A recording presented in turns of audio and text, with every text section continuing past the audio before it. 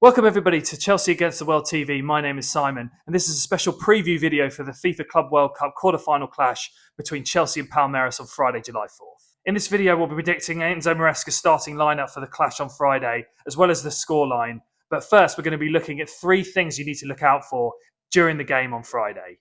If you are new to Chelsea Against the World TV, please hit the subscribe button if you enjoy the content on the bottom right, and give us a like as well, and comment on any of your thoughts on anything that you hear in today's video. So here are three things you have to look out for the game on Friday. Number one, and most crucially, no Moises Caicedo for Chelsea.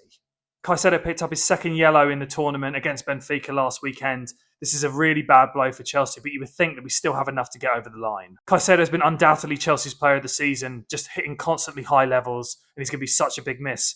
Chelsea do need a plan B for this game, but this really depends on Romeo Lavia's fitness. He's been out for the last couple of days of training with an unknown injury. My first choice would definitely be to put Enzo Fernandez next to Romeo Lavia in the pivot, but if Lavia is injured, I think this might be a time for Darius Asugo to make his debut for Chelsea. I know this is a big game to throw Asugo in for his full debut, but he shares a lot of the same characteristics as Caicedo. Definitely not as polished, but he can definitely do a similar job to Caicedo in that role. I really don't want to see Reece James in the midfield again, but I think Enzo Maresca, there's a good chance he could go for experience in that position, even though we didn't look the best with James in that position against Flamengo.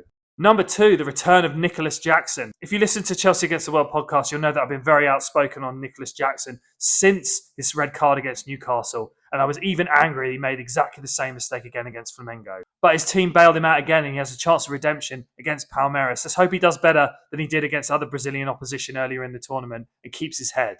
There's no doubt that Nicholas Jackson is a fantastic footballer, but I still have doubts about his character and his temperament. But let's see if he can redeem himself in this game. I still think Liam Delap will start, but Nicholas Jackson has a chance to make up for his mistakes. And number three, Esteval playing against Chelsea. Esteval will be joining Chelsea as soon as Palmeiras are knocked out of the Club World Cup, so there's a good chance that we'll be knocking him out and then he'll be joining us immediately. But I just wonder if the thought of playing Chelsea might affect his performance. He's still very young and obviously very excited about joining the best team in London. If anyone has been watching the Club World Cup so far, Esteval has been playing out of position on the left wing when he's more of a right winger and a 10. So I don't know how effective he will be, especially if he's up against Reece James, which would be formidable for any experienced winger, let alone an 18-year-old.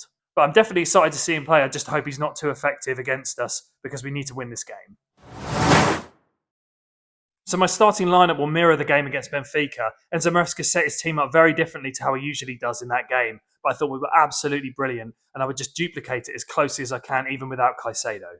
Benoit Badiashile picked up an injury, so the defence will be reshuffled slightly. So Robert Sanchez in goal with Reece James as right back, Levi Colwill and Tosin next to him, and then Marc Cucurella at left back. In midfield, as I mentioned earlier, it could be a tricky situation depending on Romeo Lavia's fitness, but ideally this is how I would set up in midfield, with Romeo Lavia next to Darius Asugo in the pivot, with Enzo Fernandez in the 10, and then further forward, keep Cole Palmer on the left half space with Pedro Neto on the right, and then Liam Delap up front.